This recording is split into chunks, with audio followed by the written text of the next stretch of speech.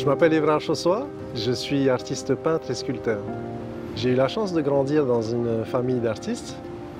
J'ai choisi de m'exprimer pour ma première exposition en 2002 avec des dessins au fusain. Et tout doucement, je suis passé du dessin à la peinture, donc j'ai rajouté un peu de couleur. Ce qui m'a donné envie de passer à la sculpture, je dirais que c'était une envie, peut-être la curiosité, une relation plus particulière avec l'œuvre parce que là, il y a plus de moments de complicité par le toucher et le fait de façonner avec les mains quelque chose qu'habituellement on façonne avec un outil comme un pinceau ou un couteau. Le gouvernement m'a sollicité pour le projet de la sculpture de Vehiatua Itemat'ei. C'est un personnage qui a existé dans les années 1600-1700. Alors on n'a évidemment pas de représentation de ce personnage-là, on a des récits. Donc on m'a envoyé quelques textes et il a été important de déterminer quelles auraient été les valeurs qu'on voudrait qu'elle incarne. À la lecture de tous ces documents-là, je me suis construit une image de ce personnage-là que je voyais pleine d'assurance. Alors, il faut savoir que c'est une adolescente, donc à cet âge-là, ça a un côté intrépide, mais ça a aussi le côté innocent. Et comme c'est une héroïne, j'ai voulu lui donner beaucoup plus d'assurance que ça. Et derrière cette fragilité des traits encore juvéniles.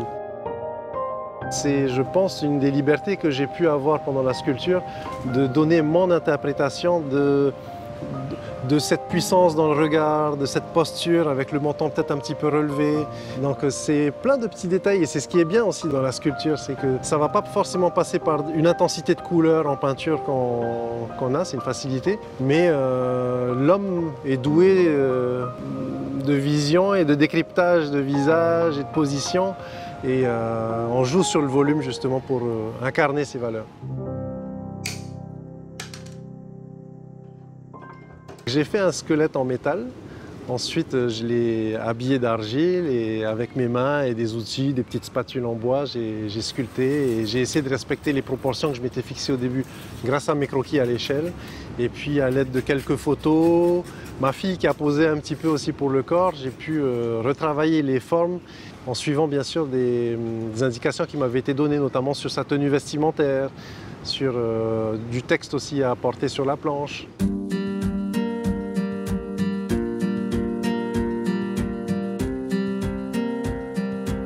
Alors j'ai bien sûr une projection dans ma tête, je sais où je veux en venir, j'ai une idée globale de la sculpture, mais c'est vrai que pendant la sculpture, notamment à l'argile, où tu malaxes la terre avec les doigts, il se crée des aspérités, des textures, des formes, et je pense que cette étape-là, il y a pas mal de spontanéité, de résonance, où je fais des choses qui sont guidées par ma vision globale, mais en même temps, mes gestes, chaque geste est guidé par ce que je perçois et mon feeling sur le moment. Et je pense que c'est cette partie-là qui donne un peu de moi à l'œuvre, parce que c'est juste de l'honnêteté et de la spontanéité. Pour réaliser une sculpture en bronze, on ne sculpte pas le bronze.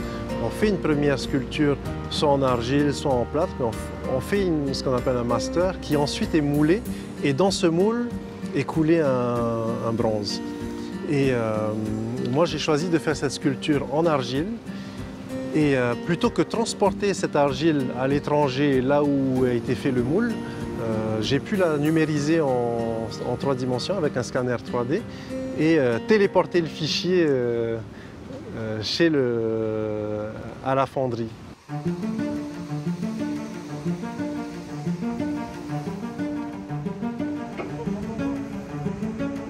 La voir arriver, c'est un moment d'attente, c'est un moment de stress aussi. Est-ce qu'en bronze, ça va être pareil? Est-ce que j'aurai les mêmes émotions? Donc c'est pas mal de doutes, et au moment où c'est dévoilé, c'est un moment unique. Donc redécouvrir son travail dans une version différente, et j'ai pas été déçu.